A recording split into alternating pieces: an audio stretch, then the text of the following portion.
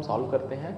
तो पहला सवाल आपकी स्क्रीन के ऊपर ये रहा, the price of an article is decrease by 20% and then new price is increase by 25%, so what is the net change. आपको निकालना है कि ओवरऑल कितना बदलाव आएगा यदि हम किसी के प्राइस को पहले 20% कम करेंगे, उसके बाद 25% ज़्यादा करेंगे, ठीक है। तो इस सवाल को करने का जो सबसे आसान तरीका है उसको हम देख लेते हैं। भाई पहले हमारे पास 20% डिक्रीज हो गया, सो 20% का फ्रैक्शन होता है 1/5। कितना होता है? 1/5। इसका मतलब पहले यदि प्राइस जो है 5 रुपये था तो अब 4 हो जाएगा। दूसरी बार में क्या हुआ है, 25% हमने क्या किया, प्राइस का बढ़ा दिया। 25% बोले तो 1/4। तो पहले प्राइस यदि 4 था तो अभी 1 ऊपर बढ़ जाएगा, तो कितना हो जाएगा? 5। तो कभी भी आपको ओवरऑल चेंज निकालना है तो आपको ये जो नंबर्स है ना, इनकी मल्टीप्लाई करनी है। क्या करना? मल्टीप्लाई करनी है। इसका मतलब अगर मैं इनको मल्टीप्लाई करता हूँ तो 5 चौके 20 और 5 चौके 20। तो पहले भी प्राइस 20 था, अभी प्राइस कितना है? 20। इसका मतलब प्राइस में कुछ भी बदलाव नहीं आएगा। तो कितना आएगा? 0% चेंज, मीन्स नो चेंज। तो प्राइस में कुछ भी बदलाव नहीं आएगा। मतलब किसी की सैलरी पहले 20% घटा दो फिर 25% बढ़ा दो तो उसकी सैलरी जो है उतनी ही रहेगी जितनी आज सैलरी थी या जितनी पहले सैलरी थी, बराबर रहेगा, ठीक है। नेक्स्ट क्वेश्चन, हाँ ये यूपीएससी 2022 में पेपर में पूछा गया। मैंने 70% of number x is added to another number y, the sum become 165% of the y।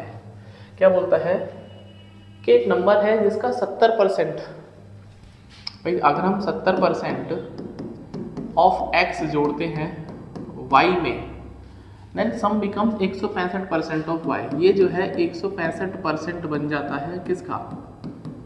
y का। ये हमसे बोला गया है। तो अगर मैं यहाँ से देखता हूँ 70% ऑफ x बराबर ये कितना हो जाएगा? 165%। 165% कितना होता है? 165/100। तो हो जाएगा 165/100 y माइनस वाई, तो ये हो जाएगा 65y/100। और 70% होता है 70x/100। तो यहाँ से अगर इसको बराबर करेंगे 65y/100, तो 100 ने 100 को मार दिया।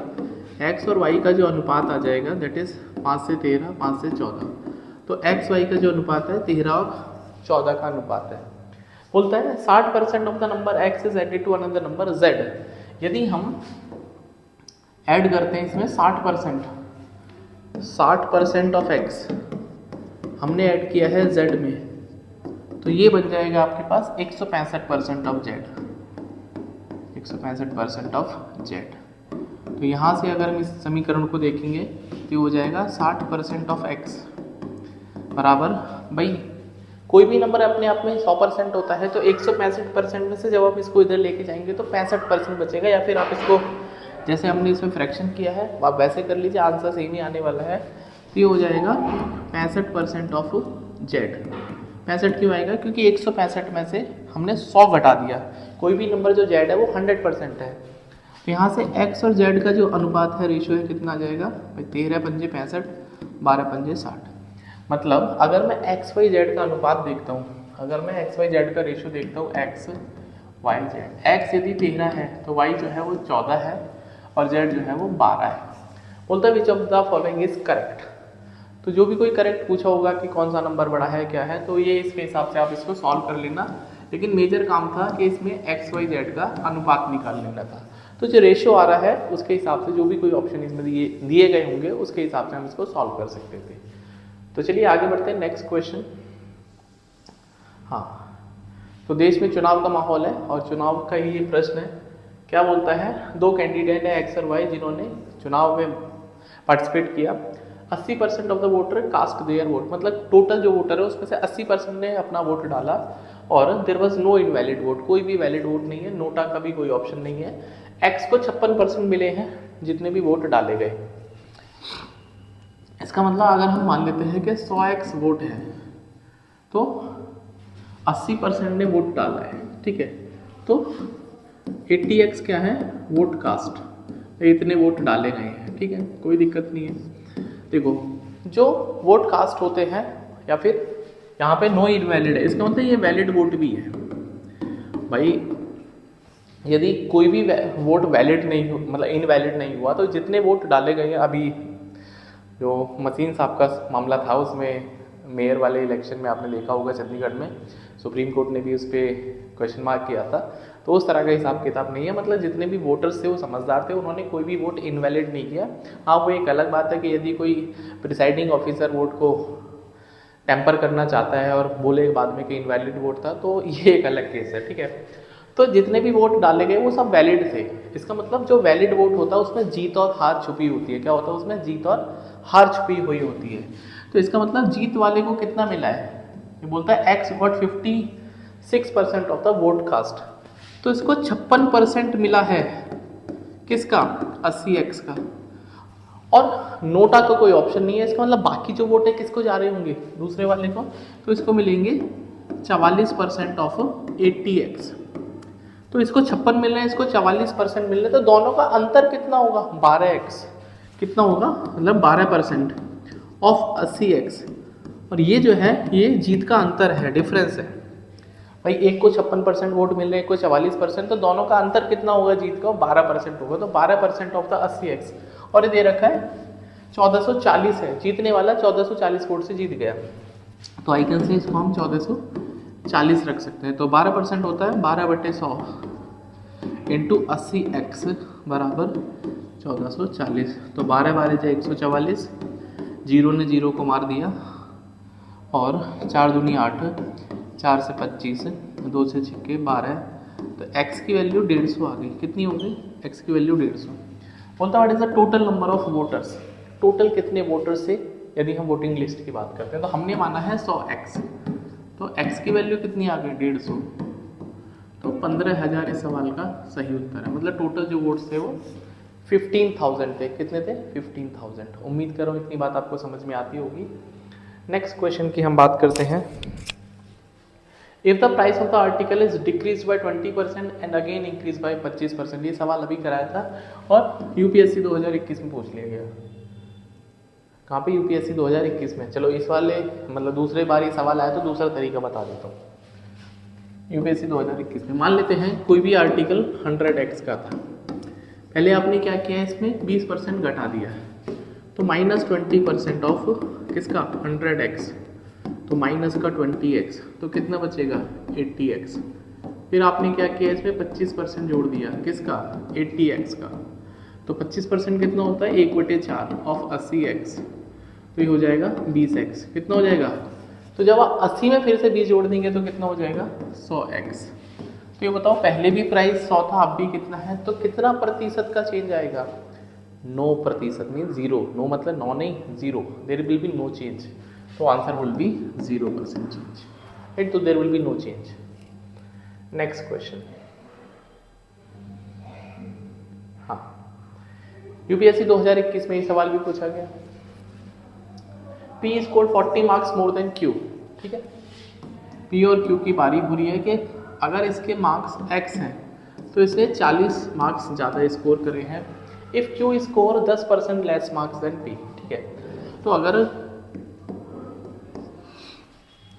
Q ने P से 10% कम मार्क्स गेन करे हैं तो how much did Q score? Q का स्कोर कितना है? तो अकॉर्डिंग टू क्वेश्चन Q के मार्क्स कम है। कितना कम है भाई? x + 40 में से यदि मैं Q के मार्क्स घटा दूंगा तो मुझे 40 नंबर कम मिलेंगे। कितने? 40 नंबर। अब ये 40% 10% के बराबर है। अगर हम इसको देखते हैं भाई 40 नंबर कम है किस पर?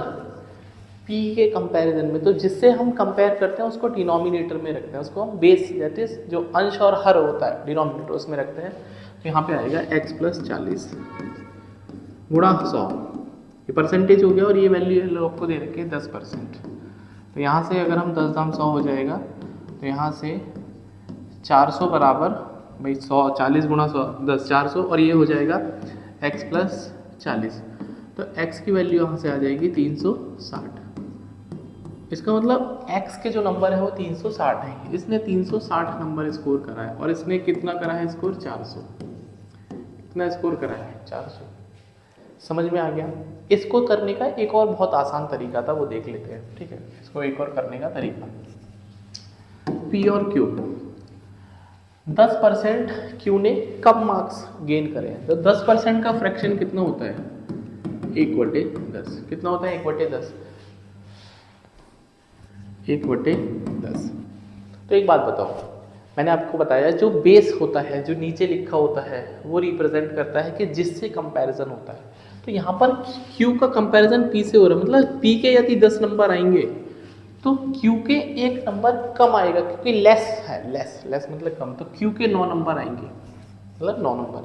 अब हमारे हिसाब से हमारा 1 यूनिट कम है, कितना यूनिट कम है, लेकिन सवाल के हिसाब से जो 1 यूनिट है वो 40 नंबर के बराबर है, 40 मार्क्स के बराबर है।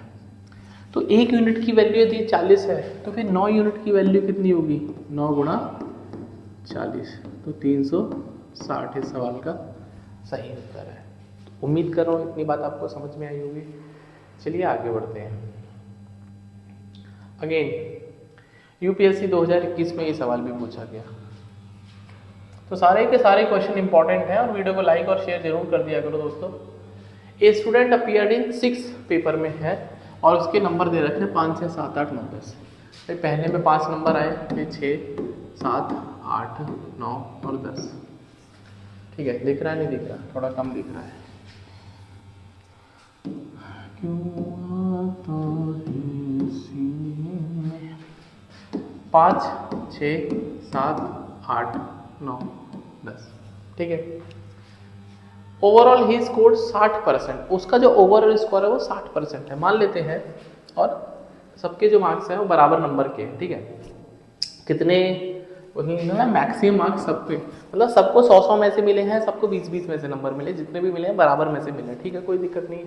तो ये मार्क्स है, अगर हम इनका टोटल करते हैं, भाई मान लेते हैं टोटल कितने नंबर आएंगे इसके, तो 5 6 11 7 18 8 26 और 9 35 और 10 45। उनके 45 नंबर बने हैं टोटल। कितना? 45%, 45 नंबर, कितना? 45 45। तो ये जो 45 है भाई, ये जो 45 है, यहाँ पर जो 45 आ रहा है टोटल, ये 60% के बराबर है टोटल मार्क्स का। कितना? टोटल मार्क्स का 60%। तो मैं आपसे बोलता हूँ कि 60% ऑफ जो टोटल है वो 45 है। तो फिर हम टोटल मार्क्स निकाल लेंगे यहाँ से। तो टोटल कितना आएगा? 60% होता है 3/5। अब टोटल को टी मान लेते हैं 45, तो 3 से हो गया 15। तो टी जो है वो 75 है। कितना है? 75। कितना है? 75। मतलब जो टोटल मार्क्स है वो 75 है। अब 75 का मतलब सारे के सारे जो सब्जेक्ट है बराबर नंबर के, तो हर सब्जेक्ट कितने नंबर का होगा? ठीक है, तो पर सब्जेक्ट कितना का हो जाएगा? 75/6, तो 3 दूनी 6, 3 से 25, 12.5 नंबर। तो ये जो उनके नंबर है भाई साहब, ये 12.5 में से हैं सबके। कितने में से? 12.5 में से 12.5। तो सबके नंबर इसमें से हैं। तो बोलता है कि इन हाउ मैनी पेपर 60% से किस में नंबर कम है। अब बताओ भाई, 60%, यदि मैं 12.5 का 60% लेता हूँ, 12.5 का 60%, तो 12.5 का 60% कितना होगा? 60% ऑफ 12.5 दैट इज 12.5। तो ये हो जाएगा 3/5 इंटू 12.5, तो 25, तो 7.5 नंबर। तो जो 60% बनेगा 12.5 में से 7.5 नंबर बनेगा। तो कितने सब्जेक्ट ऐसे हैं जिसमें उसके 7.5 नंबर से कम मार्क्स हैं? 1 2 3। तो 3 सब्जेक्ट ऐसे हैं जिसमें जो उसके ओवरऑल मार्क्स है वो 60% से लेस है। तो आई होप ये सबसे आसान तरीका था इस क्वेश्चन को करने का। बाकी आप कुछ भी मानते रहिए, मुझे कोई प्रॉब्लम नहीं है। ठीक, तो इसका आंसर कितना आ जाएगा? 3 सब्जेक्ट। ऑप्शन मैंने लिखे नहीं है, बट आंसर इसका आ जाएगा। ठीक है, नेक्स्ट क्वेश्चन। हाँ, ये भी एक अच्छा सवाल है, ये भी एक अच्छा सवाल है। थोड़ा रिफ्लेक्शन कम हुआ होगा। ठीक है, बोलता है as a result of 25% hike in the price per kg a person is able to purchase 6 kg for 1200। पहले वो 1200 रुपये खर्च करता था, अब 1200 रुपये में वो 6 kg कम खरीद रहा है। क्यों? क्योंकि मूल्य बढ़ गया। तो उसका ओरिजिनल प्राइस हमको बताना है। कोई प्रॉब्लम नहीं है, बड़ा आसान सा सवाल है। देखो करना कैसे है वो ज़्यादा ज़रूरी है। तो मान लेते हैं भाई, आपके पास जो एक्सपेंडिचर होता है, एक्सपेंडिचर होता है प्राइस इनटू कंजम्पशन। मतलब जो खर्चा होता है वो होता है मूल्य गुणा खपत। हाँ, कंजम्पशन कितना है, खपत जिसको बोलते हैं। यही कंसेप्ट इसमें लगने वाला है। अगर मैं आपसे बोलता हूँ कि पहले एक्सपेंडिचर E1 था तो प्राइस P1 था, क्वांटिटी कितना था Q1। अभी एक्सपेंडिचर हो गया E2 तो प्राइस मान लेते हैं P2 और क्वांटिटी है Q2।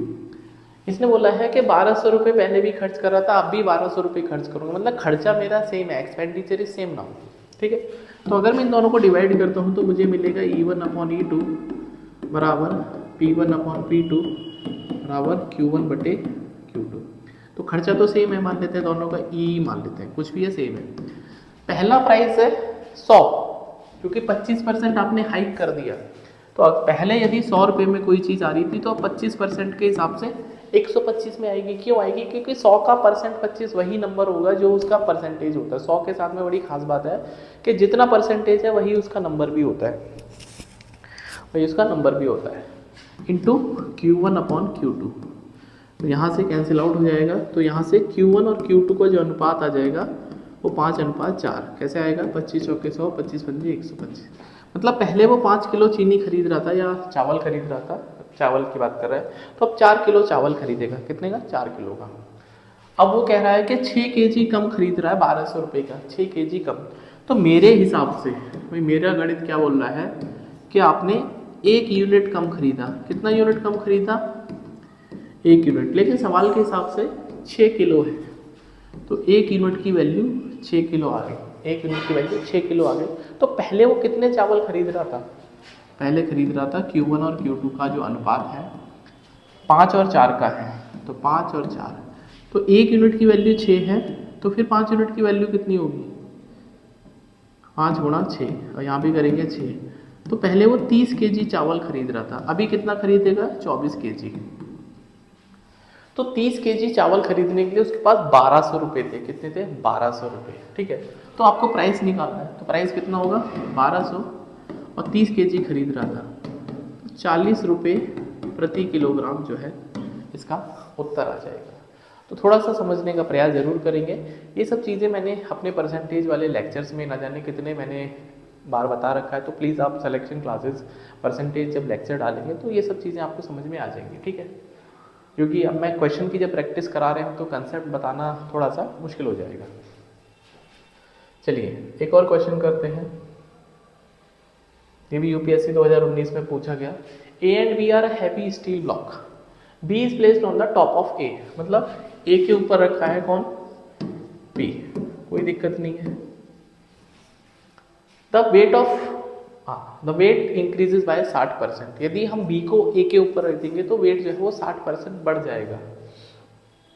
हाँ, if how much weight will reduce with respect to the total weight of A and B if B is remove from the top of ए।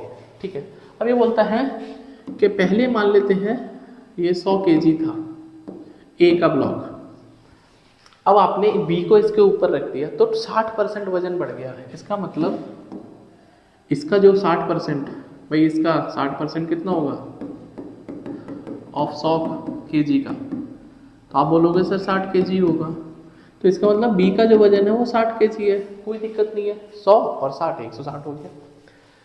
अच्छा, बोलता how much weight will reduce with respect to the total weight of the A and B. कितना वजन कम हो जाएगा? How much weight if B is remove from the top of A. ठीक है, यदि हम बी को ए के रेस्पेक्ट में रिमूव कर देते हैं, हटा देते हैं, तो कितना परसेंट? ठीक है, हाउ मच वेट। हालांकि परसेंटेज पूछना चाहिए। अगर मैं वेट की बात करता हूँ तो आपने रिमूव कितना किया? 60। भाई कितना रिमूव किया आपने? 60। टोटल के रेस्पेक्ट में पूछ लिया आपसे, टोटल के रेस्पेक्ट में 160 है बच्चा, तो हो जाएगा 2 3 6 और 2 8 16। तो अगर हम टोटल देखेंगे तो 3/8 का हिस्सा जो है वो रिमूव हो चुका है। यदि हम इसका परसेंटेज निकालना चाहेंगे तो परसेंटेज हो जाएगा, फ्रैक्शन को 100 से मल्टीप्लाई कर दो, तो 100 को 8 से भाग करेंगे तो 12.5, तो 37.5% जो है वजन जो है वो कम हो जाएगा। अब क्वेश्चन में यदि परसेंटेज आई थिंक पूछा ही था, तो परसेंटेज में 37.5% वजन जो है कम हो जाएगा यदि हम बी को उतार के नीचे रख देंगे ओवरऑल वेट के हिसाब से। आई होप ये आपको समझ में आया होगा। नेक्स्ट क्वेश्चन, हाँ, यूपीएससी 2018 में सवाल पूछा गया। सारे सवाल प्रीवियस ईयर के हैं, आप समझो। A student has to get 40% to pass in the examination, suppose he get 30 marks, fails by 30 marks, ठीक है भाई, आपको 40% लेके आने हैं, आपको 40% लेके आने हैं। मान लेते हैं टोटल मार्क्स हैं आपके पास, हम अज्यूम कर लेते हैं 100x, तो 100x का 40% कितना होगा, 40x। Suppose he get 30 marks और फेल हो गया 30 नंबर से, तो what was the maximum marks, आपसे पूछा कि टोटल जो मैक्सिमम मार्क्स है वो कितना है, ठीक है। अब देता हूँ भाई, आपके पास बोलता है कि 30 नंबर आए हैं बच्चे के, कितने नंबर आए हैं, 30 नंबर, और 30 नंबर से ही फेल हो गया। इसका मतलब जो पास मार्क्स हैं, जो पास अंक हैं वो कितने थे भाई, 30 तो आपके आ गए, कितने और चाहिए थे, 30 और चाहिए, तो 60 नंबर पे इसका मतलब पास हो रहा था। कितने नंबर पे, 60 नंबर। और ये जो 60 नंबर है वो टोटल नंबर का 40% है, कितना, 40%, क्योंकि बोलता है 40% पे पास हो जाएगा बच्चा। तो अगर बच्चा 40% की वैल्यू 60 है, तो 1% की वैल्यू कितनी होगी, 60/40, तो फिर 100% की वैल्यू कितनी होगी, 60/40 गुणा 100, तो 0 ने 0 को मार दिया और 25 सिक्का 150, तो ये जो नंबर है वो 150, तो 150 नंबर का पेपर है। अब 150 का यदि मैं 40% निकालूंगा तो 60 आएगा, 60 में से 30 उसके आगे, तो कितने की कमी रह गई, 30, तो सवाल मेरा मतलब बैलेंस हो गया, ठीक है, वेरीफाई हो गया। चलिए एक और क्वेश्चन करते हैं। ओके, यूपीएससी 2015 का सवाल बोलता है, इन ए test a candidate attempted only 8 question and secured 50% marks in each of the question। एक टेस्ट में बच्चे ने 8 सवाल करे और उन 8 में 50% उसका स्कोर आया। If he obtained a total of 40% in the test and all questions in the test carried equal marks, then how much questions were there in the test? ठीक है, अभी बोलता है कि उसने 8 क्वेश्चन करे, ठीक है, उसके 8 क्वेश्चन करे हैं, मान लेते हैं Q1, Q2, Q3, Q4, Q5, Q6, Q7 और Q8, उसने 8 क्वेश्चन करे और सब में उसके 50% नंबर आए हैं। कितने नंबर आए हैं, 50%। 50% मतलब एक एक नंबर लेके आया, ठीक है, कितने में से, 2 में से, 2 में से एक नंबर लेके आया, तभी तो 50% बनेगा, कोई दिक्कत नहीं है हमें, ठीक है। तो उसके नंबर कितने आए, उसके मार्क्स कितने आए, अभी उसने जो मार्क्स लेके आए, मान लो 8 नंबर लेके आ गए, क्यों 8, क्योंकि एक क्वेश्चन पे 1 नंबर मिला है, तो 8 क्वेश्चन पे कितने नंबर मिलेंगे, 8 नंबर, कोई दिक्कत नहीं है। और यदि हम, ये आपसे बोला है कि कितने क्वेश्चन थे वो हमको नहीं पता, लेकिन सारे क्वेश्चन के नंबर बराबर थे, ये भी आपको पता है, ठीक है। तो ये जो ऑब्टेन्ड मार्क्स हैं, टोटल मार्क्स, यदि मैं आपसे पूछता हूँ, आपको नहीं पता, ठीक है, लेकिन जो उसके 8 नंबर है भाई, जो उसके 8 नंबर हैं या जो 8 मार्क्स हैं, ये ओवरऑल कितना है, 40% मिला है उसको। कितना परसेंट मिला है, 40%। ये बड़ा इंपॉर्टेंट बात है कि 40% ऑफ टोटल जो है वो 8 मान लिया हमने। आप मानने को इसको 100 भी मान लो, लेकिन आपकी कैलकुलेशन बढ़ जाएगी। तो ये बताओ, यदि 8 नंबर 40% के बराबर है भैया, तो 1% की वैल्यू कितनी होगी, 8/40, तो फिर 100% की वैल्यू कितनी होगी, 100% की वैल्यू होगी 8/40 गुणा 100, तो मतलब टोटल 20 नंबर है। कितने नंबर है, 20, टोटल कितने नंबर है, 20। अब आपका आंसर हो गया भाई, हर क्वेश्चन 2 नंबर का है, हर क्वेश्चन कितने नंबर का है, 2 नंबर का, और टोटल 20 नंबर है, तो कितने क्वेश्चन बनेंगे भाई, 20 divided by her question 2 number का, तो कितने नंबर है या कितने क्वेश्चन है उसमें, 10 सवाल है। तो उम्मीद कर रहा हूँ काफ़ी अच्छा सवाल था, आप इस तरह से समझोगे तो डेफिनेटली आपको आसानी होगी, वरना और कोई तरीके आपके पास जो अवेलेबल है आप उनसे कर सकते हैं, जैसा आपका मन। चलो next question, a fruit seller had some apple, एक फ्रूट सेलर के पास कुछ ना कुछ एप्पल्स हैं और उसने 40% बेच दिए, भाई मान लेते हैं 100x है, इसने 40% बेच दिए, तो कितना बेचा उसने, 40x बेचा, तो बचा कितना, बचेगा 60%, बोले तो 60x, और सवाल के हिसाब से 420 बचा है, तो 60x की वैल्यू 420 है, तो x की वैल्यू कितनी हो जाएगी, 7, तो ओरिजिनली कितना एप्पल होगा उसके पास, 100 गुणा 7, तो ओरिजिनली उसके पास 700 एप्पल था। बहुत ही प्यार से मोहब्बत से सवाल खत्म हो गया। ठीक है,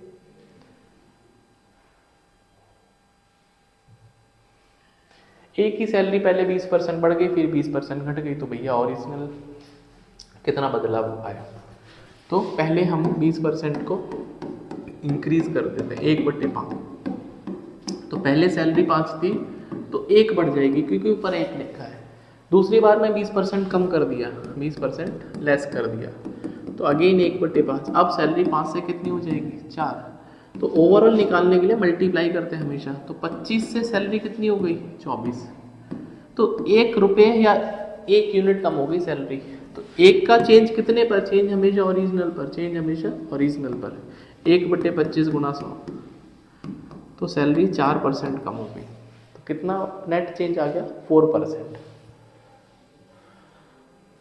हाँ, 30% of A number when subtracted from 91। ये बोलता है कि किसी भी नंबर का 91 में से 30% यदि हम घटाते हैं, मान लेते हैं नंबर हमने मान लिया 100x, it give the number itself. तो ये जो नंबर है वो आपको 100x के बराबर मिल जाएगा। तो आपसे नंबर पूछ दिया, कोई बात नहीं। तो 91 माइनस 30% होता है 3/10 ऑफ 100x, तो ये हो जाएगा 100x। तो 10 दाई 100, ये हो जाएगा 91 इक्वल्स टू, उसको उधर लेके जाएंगे तो 130x हो जाएगा। कितना, 130x। तो x की वैल्यू आ जाएगी 91/130। तो 13 सत्ते 91, 13 दाई 130। x की वैल्यू आ गई 7/10। बोलता है नंबर कितना था, भाई नंबर आपने माना है 100x, तो 100 इंटू 7/10, तो 70 ये टोटल नंबर था। आप खुद करके देखो, अगर आप 91 में से 70 का 30% कितना होगा, भाई 10% होगा 7, तो 30% कितना हो जाएगा, 21।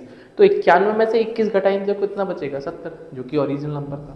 हो गया सवाल, मुश्किल नहीं है यार। ओके, ये पिछले वीडियो में भी कराया था इस तरह का क्वेश्चन, आइए सॉल्व करते हैं। एक गांव की जनसंख्या 6000 है। मैं अपने वाले तरीके से करूंगा, आसान वाले से, जिसमें मेल बढ़ गए 10% और महिलाएं बढ़ गई हैं 20%। तो महिलाओं को 20% नहीं बढ़ाते, महिलाओं को हम 10% और 10% के हिसाब से बढ़ाते हैं। तो मार्कर गिर गया, 1 minute.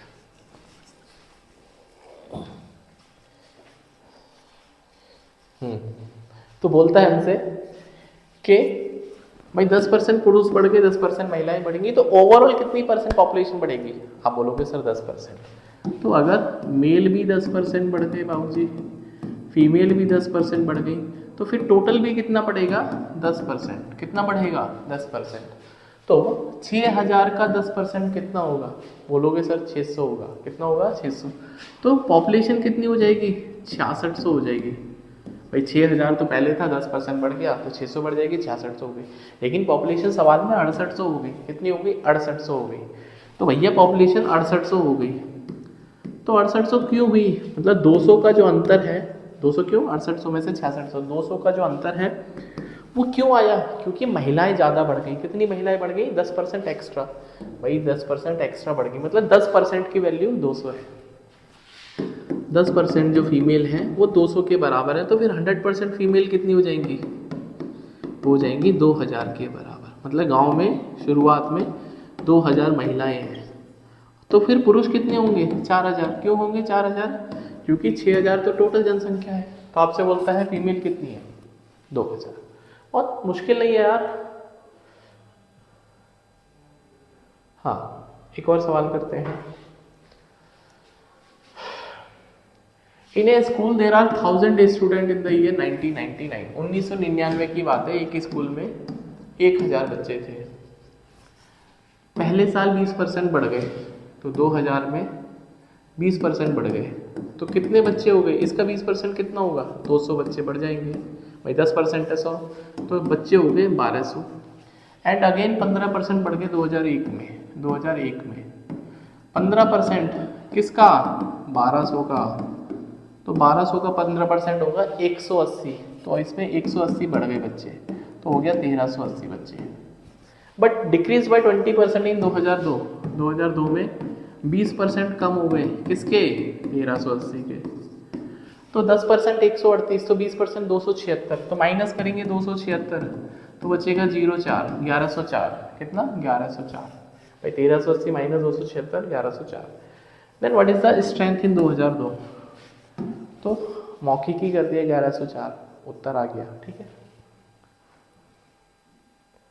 The difference between 42% of A number and 28% of the number is 210। ये भी बहुत आसान क्वेश्चन है। बोलता है हमसे कि एक नंबर है उसका 42% ले लो, हमने मान लो नंबर ले लिया के, तो उसका 42% और उसी का 28% ले लो, इनका जो अंतर है वो 210 है।